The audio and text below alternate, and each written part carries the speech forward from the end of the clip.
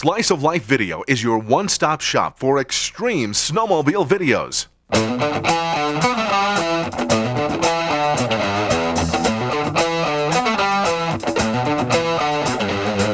Powder-Bound 3, One Bad Dream. The long-awaited sequel to Powder-Bound 2, Living on the Edge. This is one outrageous powder bust and crash-filled video from the deep powder of the Rocky Mountains to the sand dunes of Colorado. We've also combined this video with some of the most extreme crash footage for a fun-filled snow-eating, handlebar-bending, gut-busting video. If you've ever watched your machine tumble down a 12,000-foot mountain, you hope it's just one bad dream.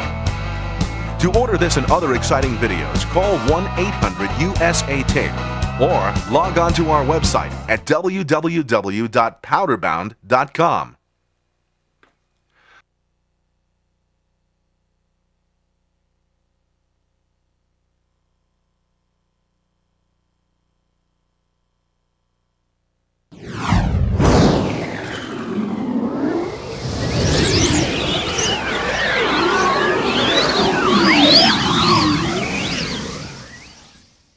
Just south of one of the most spectacular and extreme mountain ranges sits a ski area known as Snow King Resort. But for 4 days a year, this mountain belongs to the Jackson Hole Snow Devils for what is known as the World Championship Snowmobile Hill Climb. 90% of Jackson winter visitors come to ski, but mention Jackson Hole to a snowmobiler, only one thing comes to mind: hill climbing. Please stay with us for the running of the 24th Annual World Championship Snowmobile Hill Climb.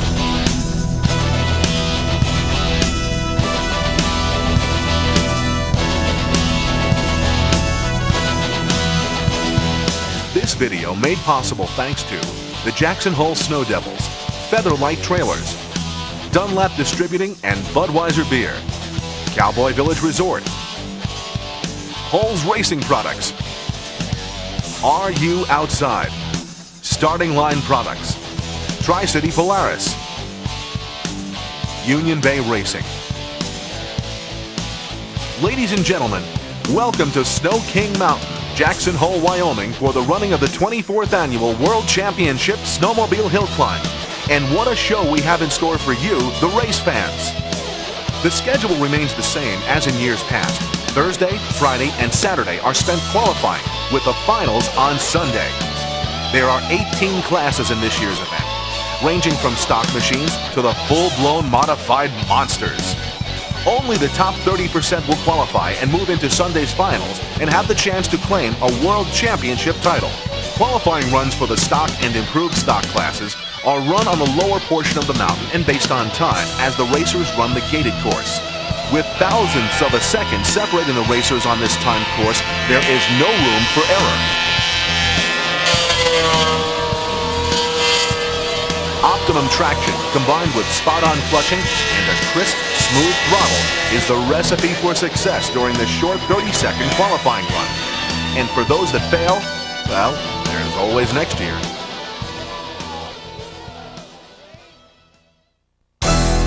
Heavy cloud cover, snow and wind was the story for Saturday's qualifying run, but the nasty weather would not keep these hardy fans off the mountain.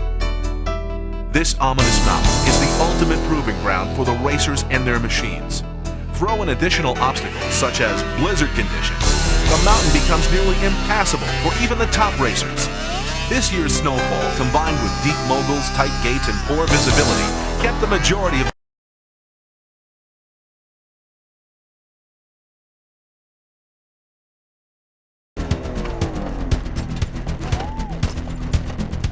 8 racers in the Mod 1 class and only 3 would qualify. Robert Brooks from Reno, Nevada missed qualifying but lucked out when his sled managed to stay out of the catch net.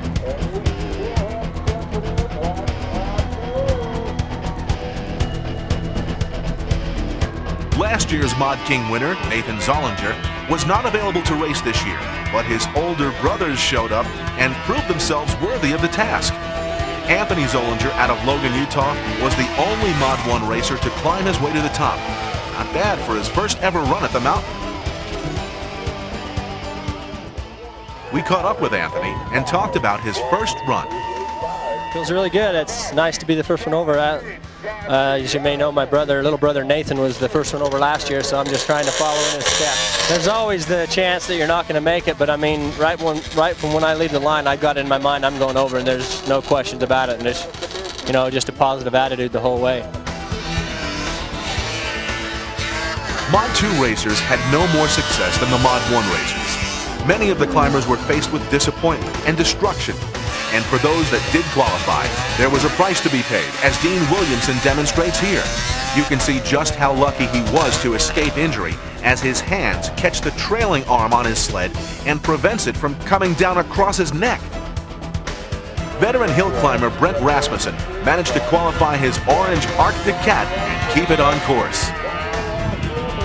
Number 347, Johnny Bodner out of Houston, BC, qualified with this run and managed to pull out a hat trick. He stopped his sled on the second catwalk before things got ugly. The Mod 2 class had a total of 16 entrants, with only one racer cresting the top. This time, it will be Ryan Zollinger. He tripped the lights in 1 minute and 28 seconds. We'll have more racing from Saturday's qualifying right after this. Cowboy Village Resort at Togety has become a world premier snowmobile resort for winter vacationers. With an average snowfall of 600 inches, the vast beauty of the Grand Tetons and the surrounding 2 million acres of national forest to snowmobile, Togety will bring you back again and again.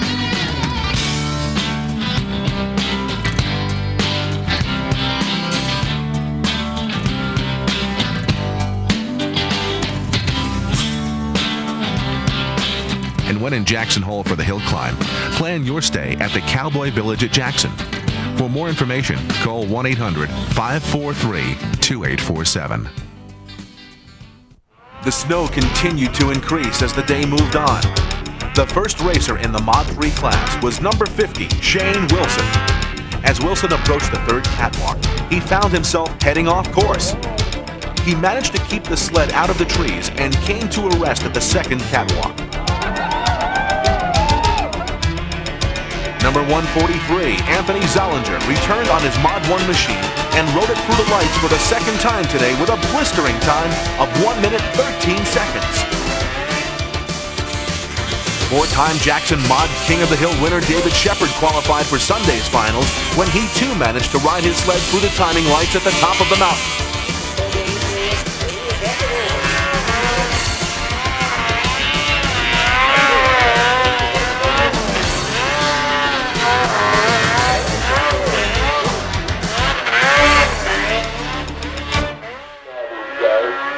Four more racers would manage to climb to the top of exhibition.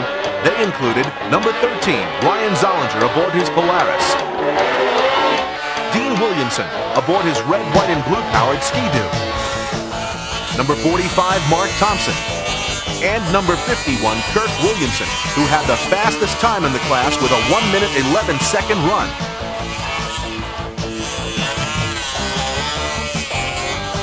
Number 2, Jody Bretting, was the only qualifier in Mod 3 that did not make it to the top of the mountain, as he fell just short above the third catwalk.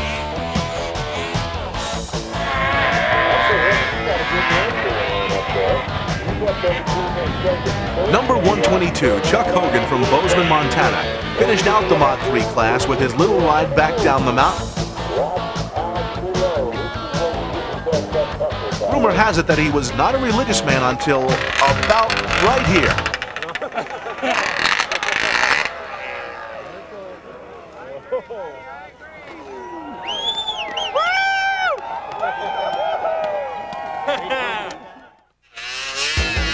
The mountain continued to deny racer after racer as they struggled to make a clean run up this mountainside. This racer felt the wrath of the mountain as his machine rolled down the course. Number 11, Cale Christensen, turned in a great run and became one of the few to crest the top and advance to Sunday's finals. Number 5X, David Brown, had troubles keeping the front end down, and the next thing he knew, he was holding on for his life. Brown managed to stop the machine before it became scrap.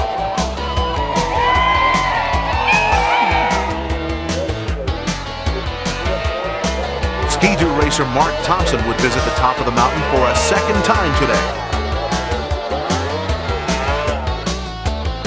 Number 51, Captain Kirk Williamson, in only his second race of the season, motored up the mountain with a fast time of 1 minute 9 seconds.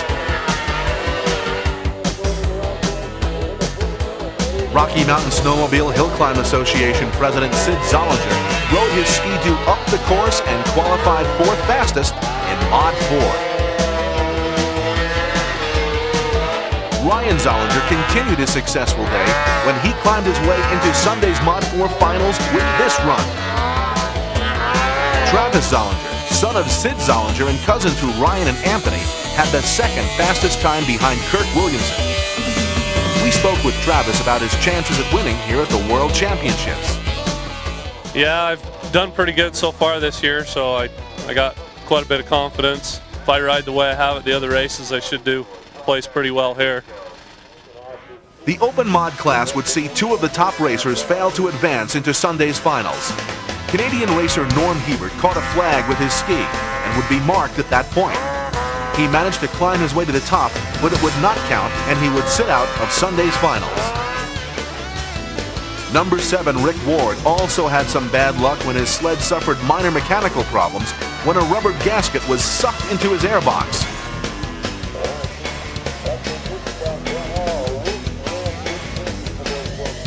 Number 20, Travis Zollinger fell short of the top, but still managed to squeeze into Sunday's finals.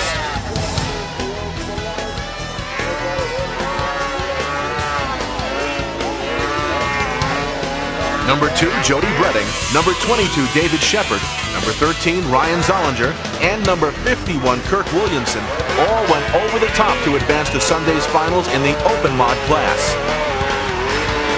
Ryan Zollinger posted the fastest time, and we talked to him after his run. Tell me about those guys that work on your sled. They're great. They keep us running. They probably work harder than we do. We sat back, as you can see right now, they're over here working them over, making the adjustments and changes that I need made so that we can keep up going over the top. So they put in the long hours. They're here early, getting started on them, getting them ready to race, and they get them checked over after the day's over and make sure there's no problem. So without them, there's not a way that we could get over the top. 3 racers qualified for Sunday's Pro Masters Mod Finals.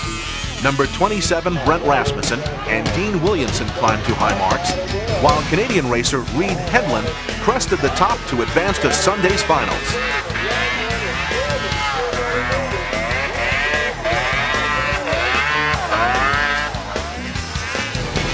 The finals for the Masters and amateur classes were held today, and for a second year in a row, Chris Schweitzer piloted his Polaris to a victory in the Master class.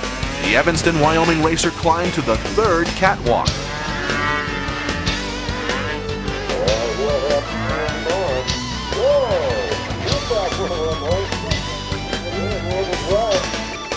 The amateur class victory went to a Jackson Hole local when Dan Faze outclimbed 5 other racers to claim his first ever victory here at Jackson.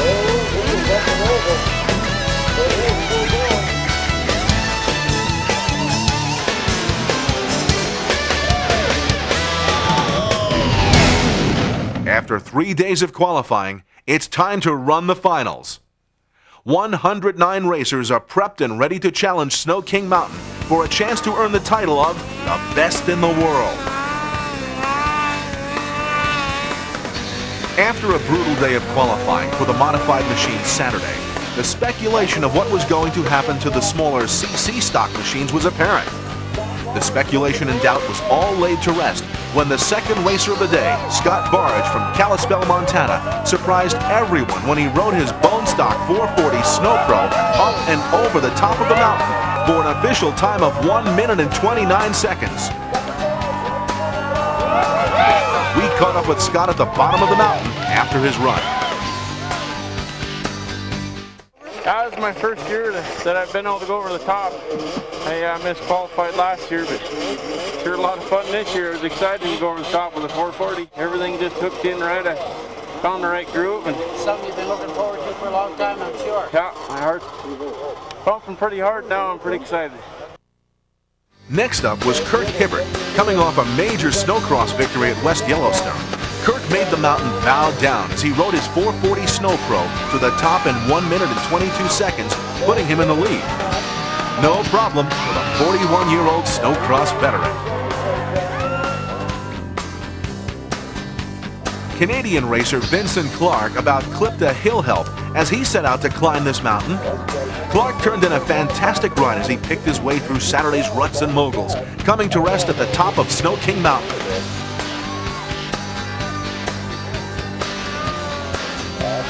His time through the lights was 15 hundredths of a second faster than Hibbert to take over the lead.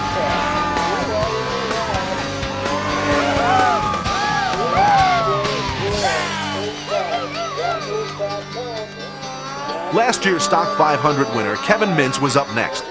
He too managed to climb his way through the lights, but lost control of his machine inside the chute. His machine would tumble down half the race course before coming to rest in the mid-mountain catch net. Good enough to take over third place from Scott Barge. 4 of the 6 finalists climbed to the top of Snow King Mountain in the 500 stock class. That's unbelievable.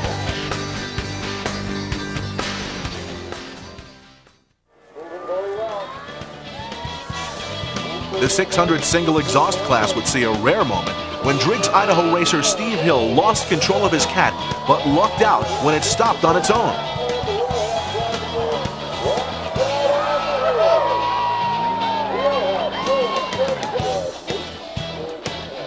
Jason Hughes rode his cat to the top of the mountain but had one problem.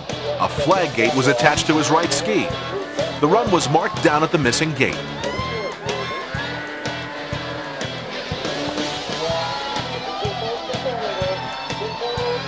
Third place went to Polaris racer Jim Bobin.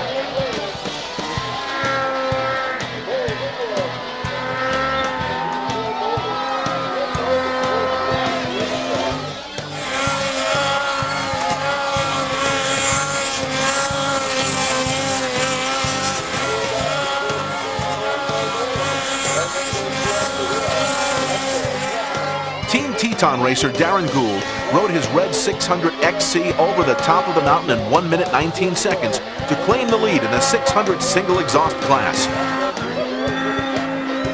However, it was short-lived as Kirk Hibbert returned for his second final of the day and clocked in a time of 1 minute 18 seconds to take away the lead from Gould and win the 600 single exhaust class.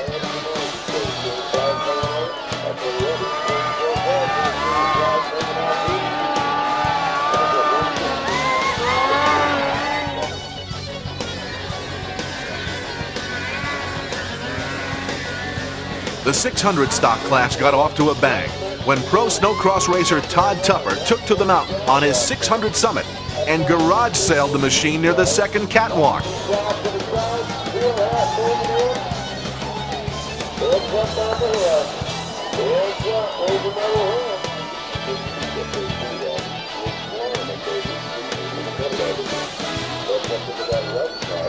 Number 135 Scott Barge returned from his exciting run in the 500 stock class to post a win here in the 600 class.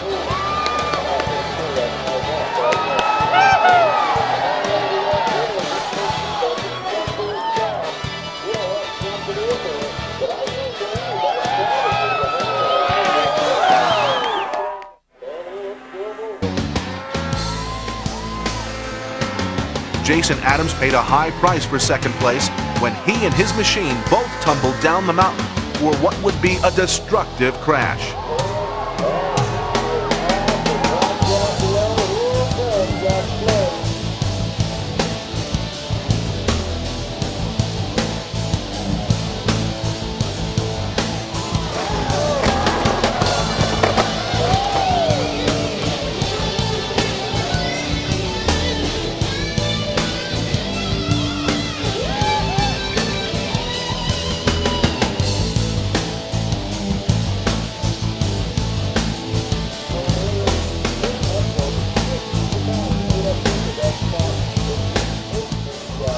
Place went to number 390, Vincent Clark.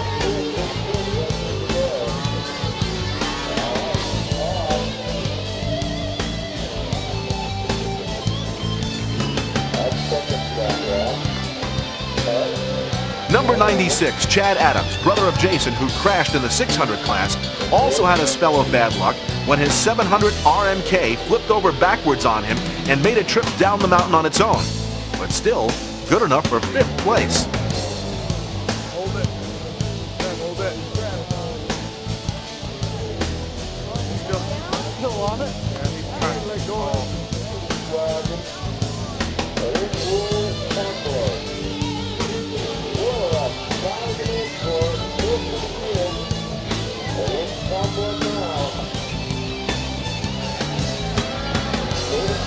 David Shepard battled with the moguls at the 3rd catwalk and found himself heading the wrong direction.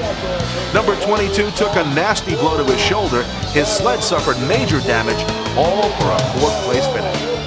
Let's take another look at number 22's fall.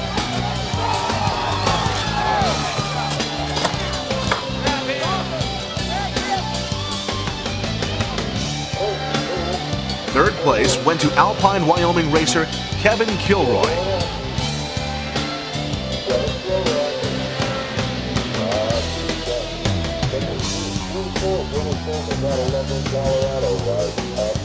Polaris snowcross racer Dennis Dermis took over the lead with this high mark in the 700 class. However, it was short-lived.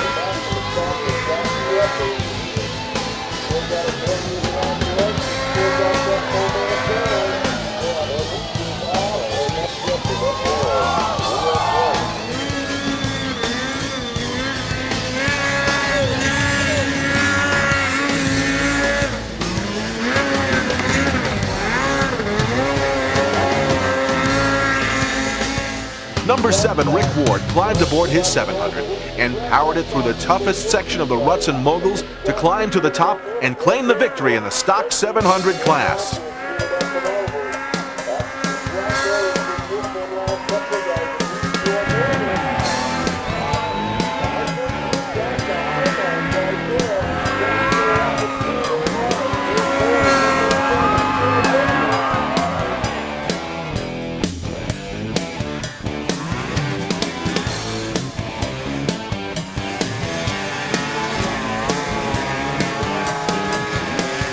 Number 294, Kurt Hibbert, returned for his 3rd run of the day aboard his 800 ZRT. The 3rd catwalk has become the major obstacle on this mountain today, and Hibbert would fall victim of it, but not before claiming the win in the 800 stock class. We caught up with Kurt to discuss his win both here and at last week's snowcross at West Yellowstone. It was good. I made one mistake. I got off of the line I had planned and had to make a weave, and it cost me some speed, and then I got real slow towards the top because of that. An excellent bottom half, yeah, it looked like. Yeah, I just missed my line that I picked out last night. If I'd have got where I planned, it would have been good. We were up in West Yellowstone, and we understand that national race there made the hair turn green. Yeah, it sure did. It was a lot of fun too. I understand you have a legal binding contract with your son.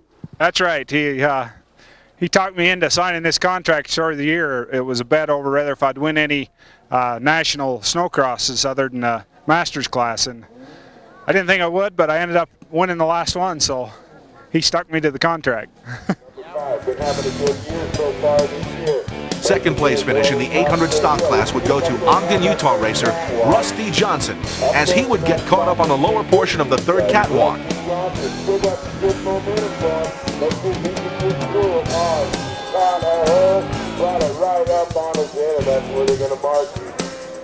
Colorado racer Sage Scala wrapped up a 3rd place finish as he took a slight detour from the course.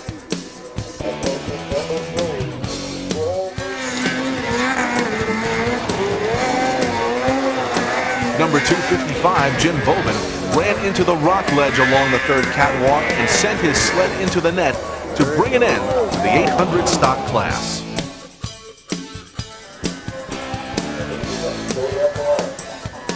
The Pro Masters stock class is for any pro racer 40 years old or older.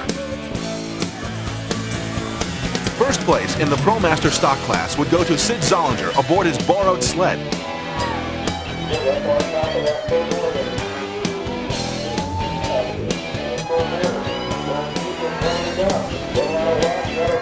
Jackson's own Rick Budge had a great ride going, but drifted off towards the tree side of the course and missed a flag. Number 181 would be marked at the point he missed the gate and would have to settle for second place.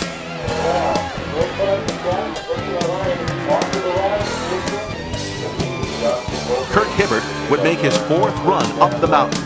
The rock ledge at the third catwalk was becoming more apparent as Hibbert's sled came to a rest, good enough for third place. The improved stock classes are sponsored by Tri-City Polaris, your Polaris twin high-altitude specialists. Tired of poor quality setup and service from your dealer? See Tri-City Polaris today. Tri-City Polaris is in the business to help you and your machine perform better. From full custom-built race sleds to high-performance improved stock trail sleds, they can do it all. Tri-City Polaris sells Polaris ATVs, snowmobiles, and watercraft. Need parts and accessories? With over $200,000 worth of parts inventory, Tri-City Polaris has all your needs. Starting line, WMS Enterprises, Fox shocks, engine torque arms, lightweight front end kits, lightning clutch weights, torque arms, ultralight skis, and other lightweight parts. Call 801-298-8081. Tri-City Polaris, located in Centerville, Utah. Proud sponsors of world champion hill climber Matt Lube and the rest of the Tri-City race team. Number 133, Sage Scala, found the going tough as he struggled to keep his 600 RMK on course. His run came to an end between the second and third catwalk. This would give the Colorado racer a third-place finish in the 600 improved stock class. Longtime Arctic Cat racer Rob Weston rode his 600 improved stocker to the third catwalk for a second-place finish. This portion of the course continues to deteriorate under the constant beating of the snowmobiles, and it will only get worse before this weekend comes to an end. Robert Tillotson had problems down low, but got the machine back atop the hardpack, banked off the side of the course, and regained his momentum. Tillotson has a good line as he heads through the moguls on his approach to the third catwalk. He's into the toughest part of the run and starts to drift off course. Number 40 comes to a rest just above the catwalk and claims the win in the 600 improved stock class.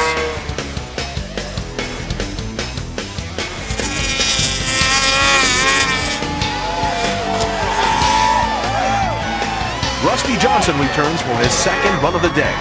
He's carrying good speed as he approaches the top of the mountain. Johnson makes it over the last catwalk and, comes to a rest just below the timing lights for a third-place finish.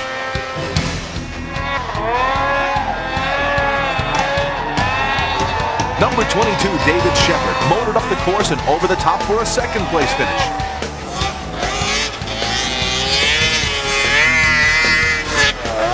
For a second year in a row, Idaho racer Justin Moeller has put Yamaha in the winner's circle at the World Championships. Last year, he won the 1,000 improved stock class. This year, he rode his Yamaha to a victory in the 700 improved stock class.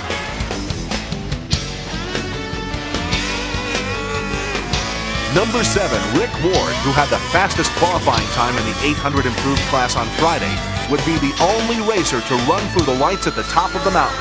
This would give Ward his second victory of the day. Jason Adams would climb to the base of the third catwalk for a second-place finish. Rusty Johnson settled for third place as he comes to rest just inches below Jason Adams' mark.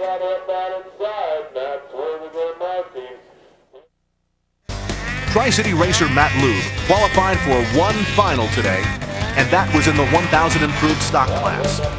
The Centerville, Utah racer made the most of it and flat screamed up the mountain, making it look, well, almost easy. His time through the lights was a blistering 1 minute 11 seconds, faster than most of yesterday's mod sleds. One of our cameras stayed with Lube at the top of Snow King as he sat and waited for the remaining racers to make their attempts at the mountain. Justin Moeller just could not keep his machine down on the snow and had to park it well below the timing lights for a fifth-place finish. CJ Peddington from Walden, Colorado ended up taking a nasty spill on his approach to the third catwalk.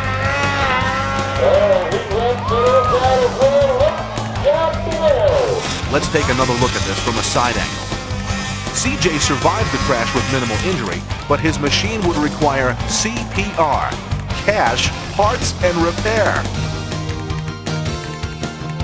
Robert Tillotson, returning from a win in the 600 improved stock class, ran over a gate down low and would be marked at that point. He continued up the mountain and flips his big Thundercat over backwards near the top. The hill help does an excellent job stopping the machine from taking a disastrous trip down the mountain.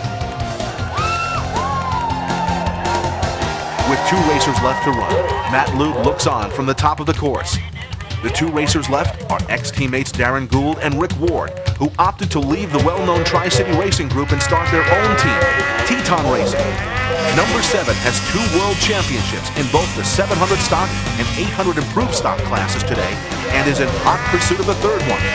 Number 7 is carrying good speed over the 3rd catwalk, but tips over and ends his chances to defeat Matt Lube. Listen to that motor work as number 19 Darren Gould guides his 1,000 improved stocker towards the top. As Gould approaches the last 100 feet of course, he gets out of sync and ends up coming to a rest just feet from the top. Matt Lube claims the win in the 1,000 improved class. Darren Gould finishes 2nd. Rick Ward ends up 3rd place. The mod classes are brought to you by Hulls Racing Products, your Polaris RMK suspension specialists. Quality lightweight performance products include lightweight front end kits, lightweight long travel coil over rear suspension kits, long travel Fox shocks, raised flexible mountain handlebars, 136 to 141 and 136 to 144 rail and tunnel extensions, custom built race and mountain sleds. Proud sponsor of Team Teton Racing, Rick Ward and Darren Gould. For more information, contact Hulls Racing at 360-398-7006. The first of the full-blown modified sleds starts with the Mod 1 class, 500 cc's of lightweight screaming power. 3 racers are qualified for this final. Scott Albertson posted the high mark and claimed world champion with this climb.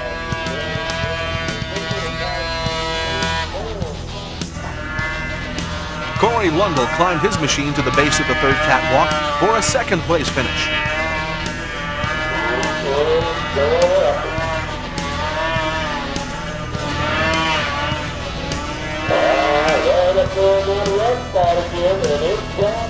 Anthony Zollinger, the first racer over the mountain on Saturday, failed to make his run due to mechanical problems. What a disappointment for Zollinger and the Williamson Racing team.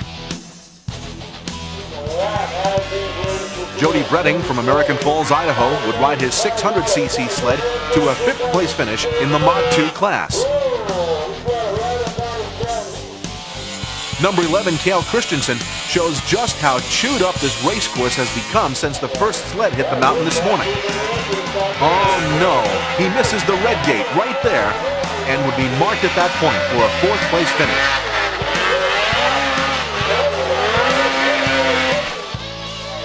The snow has been present all day, but it's really coming down now as Johnny Bodner climbs his way to a 3rd place finish here in the Mod 2 class.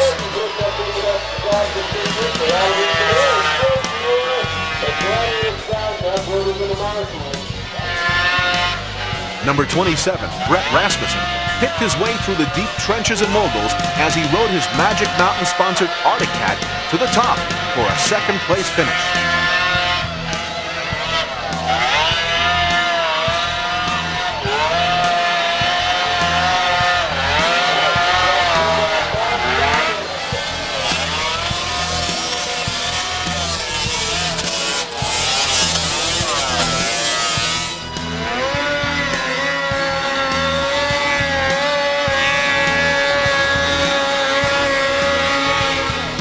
Number 13, Ryan Zollinger made things look easy as he motored his 600 mod sled to the top for the win.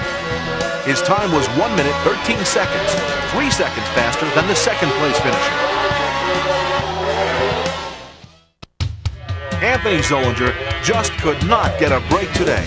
He missed out on the Mod 1 class because of mechanical problems, and he comes up short in the Mod 3 class. Dean Williamson from Reno, Nevada put together a ride good enough to take him through the lights for a 4th place finish.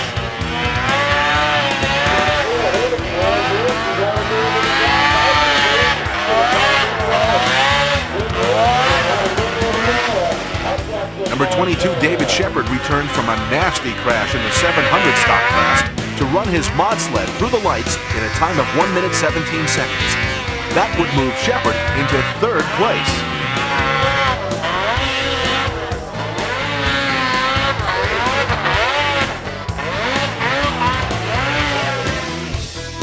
If there is one racer that can make Snow King Mountain look like a Sunday afternoon ride, it's Kirk Williamson, as he climbs over the moguls and jumps as if it were nothing more than a bumpy trail. His time, 1 minute, 11 seconds. One man stood between Williamson and another world championship, and that was number 45, Mark Thompson, aboard his Ski-Doo-powered climber. Thompson was not denied as he held the throttle pin, leaving a time of 1 minute, 8 seconds on the record books. 3 seconds faster than Kirk Williamson, and good enough for the win.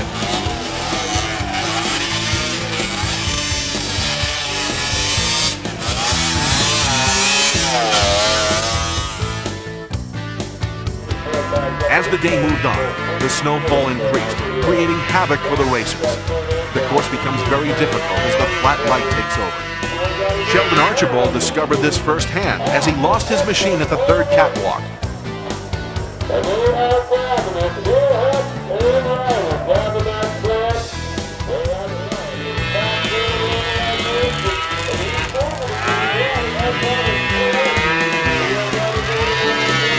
Travis Zollinger had a good run going when he lost a drive chain. The Utah racer would have to settle for a 5th place finish in the Mod 4 class.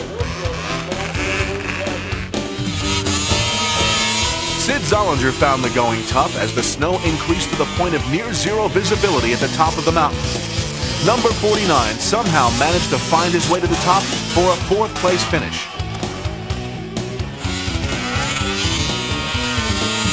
Mark Thompson returned from his impressive win in the Mod 3 class to climb into 3rd place.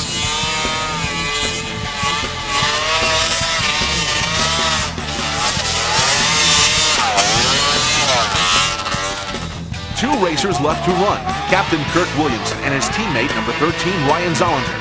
Number 51 Williamson has jumped from Ski-Doo to Polaris this year, but continues to be powered by Union Bay-built motors. No one better to pilot these custom-built sleds than number 51 himself. 156 inches of paddle track underneath his monster mod as we watch him eat up the course. Williamson puts the fastest time on the clock for this class with a time of 1 minute and 5 seconds, the fastest time of the weekend.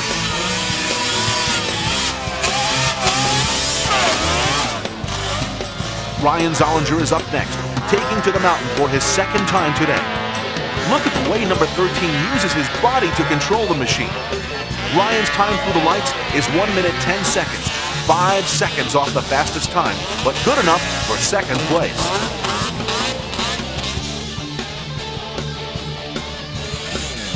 Number 51, Kirk Williamson, climbed aboard his open mod sled and found himself really struggling to keep a line on the upper portion of the course as he climbed his way towards the top. The trenches in this course can swallow a sled up with one wrong move as you watch him work his way through the obstacles. Williamson's time, 1 minute, 10 seconds.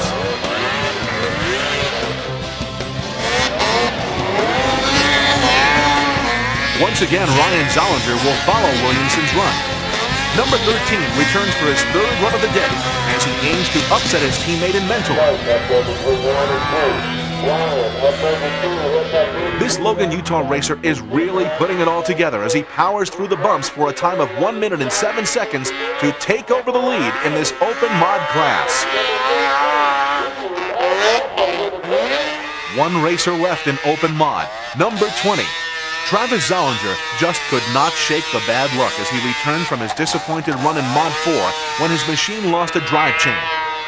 Number 20 is turning in a great run as he approaches the 3rd catwalk, but gets the sled a little sideways and loses it off the mountainside.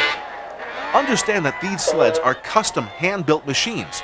A crash like this can cost thousands of dollars and many endless nights in the shop. All for a 3rd place finish. Kirk Williamson takes 2nd, and Ryan Zollinger takes the win. 3 racers qualified for the ProMaster Mod class. Number 27, Brett Rasmussen, climbed his way to a 3rd place finish. Dean Williamson high-marked Rasmussen by only a few feet to claim second place. Canadian racer Reed Headland had no intentions of going back to Midway, British Columbia empty-handed as he powered his Polaris to the top for the win to take home his share of U.S. cashola. There is only one thing more prestigious than winning your class here at the World Championships, and that's winning the King of the Hill title. Stay with us as we return for the best of the best. Starting Line Products, your one-stop performance shop known for its patented ultralight and tri-keel skis and its world-class exhaust systems, presents the Tri-Keel 2 skis, which offer 1.5 pounds of weight saving per ski with the same great performance as the race-proven Tri-Keel ski. Other new products include 700 Polaris single pipe, new Power Dome billet heads, high-flow air boxes, dual throttle system, multi-progressive and mountain helixes with or without dial-a spring option, and many new model tuned exhaust systems including Arctic Cat 600 Twin, Polaris 500 XC, 600 and 700 Twins, 700 and 800 XCR, Ski-Doo Case Reed 600 Twin, 670 and 670X, and Yamaha 700 SX and SRX. For more information and a free catalog, contact Starting Line Products at 208-529-0244.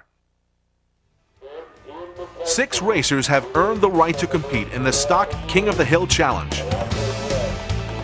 Kirk Hibbert was the first to make a run at the mountain here in Stock King of the Hill runoff. Riding his ZR600, Hibbert climbed to the base of the third catwalk to lay down the mark to beat.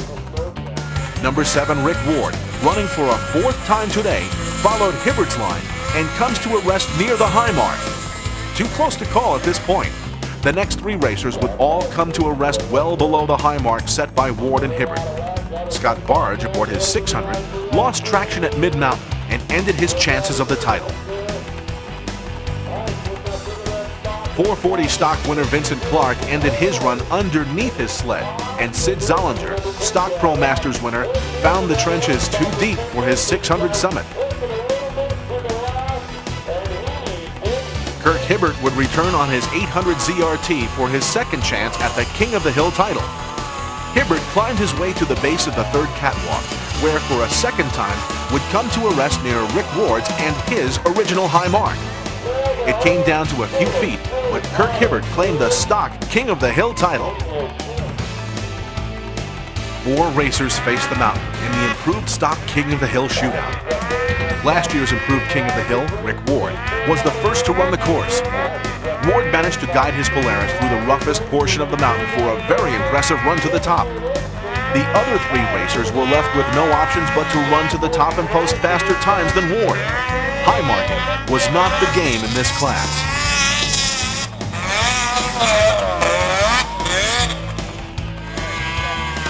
Number 40, Robert Tillotson, took to the course next aboard his 600.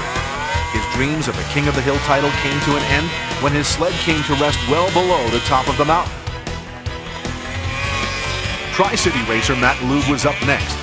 Number 85 found the base of the third catwalk just too rough and could not find a line to the top. The last racer left to challenge Ward's climb is Yamaha racer Justin Moeller. Number 39 has a good run going as he approaches the top portion of the mountain. But not today. Moeller lost his momentum and lost any chances to claiming the title. For a second year in a row, Rick Ward successfully defends his improved Stock King title. Union Bay Racing is proud to have completed its 4th season providing superior hill climb race engines for Captain Kirk Williamson and Team Williamson Racing.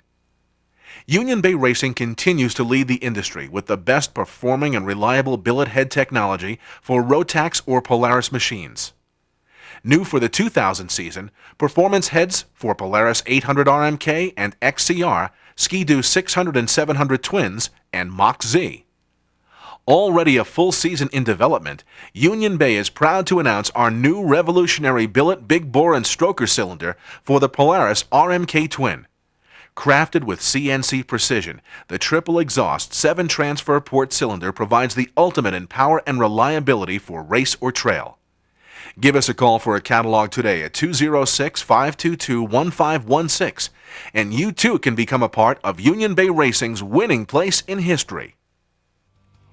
The modified King of the Hill Challenge would see 6 racers assault the mountain for the last time this century. Ryan Zollinger has earned 2 shots at the mountain with wins in Mod 2 and Open Mod classes. He would fall short on his first attempt. Pro Mod Masters winner Reed Hedlund found the going tough as the moguls and ruts at the third catwalk engulfed his machine. Kirk Williamson has only one chance to reclaim his King of the Hill title, which was taken away from him in 1998. Williamson hits a bank of snow and about gets thrown from his machine. A handful of throttle and determination is the only thing that carried him through that near disastrous moment. He regains his momentum and continues up the course, catches some air off the moguls, and finds himself in trouble atop the third catwalk. He gets the sled back on course, grabs a handful of Union Bay power, and fights the machine in gravity as he continues up the mountain. Would you look at how rough this course has become? This is incredible determination as number 51 climbs from side to side and manages to ride his machine over the top.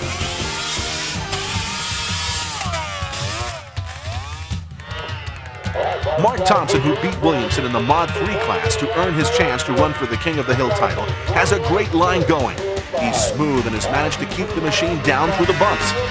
He falls into the same line as Williamson did in the third catwalk, but just cannot power out of the turn as the wall proves too tough.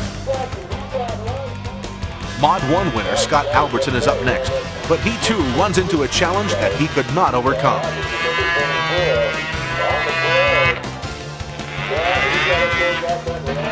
One racer left to challenge Kirk Williamson's claim to Mod King, and that is teammate Ryan Zollinger.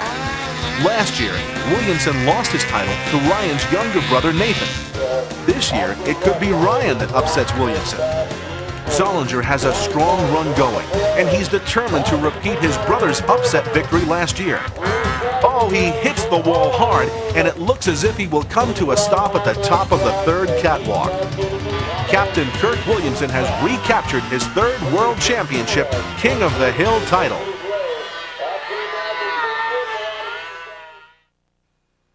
The Crash and Burn segment is brought to you once again by Are You Outside? Are You Outside is based in Driggs, Idaho, just over the hill from Jackson Hole. They hold hill climbers and even regular folks together with their legendary back thing, knee thing, and thumb thing. The popular Are You Outside Bridger boot, rated to minus 70 degrees, now has heat.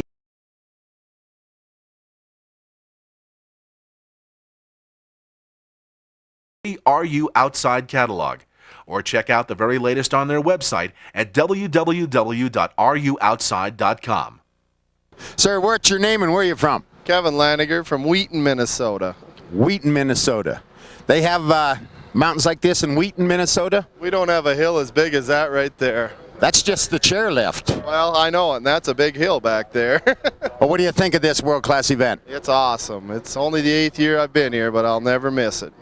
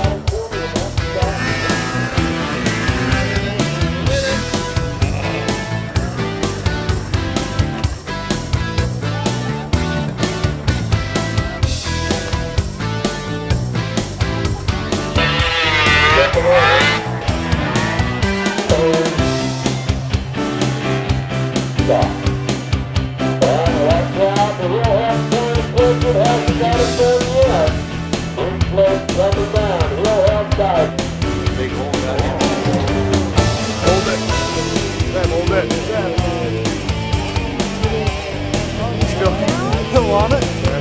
Let go.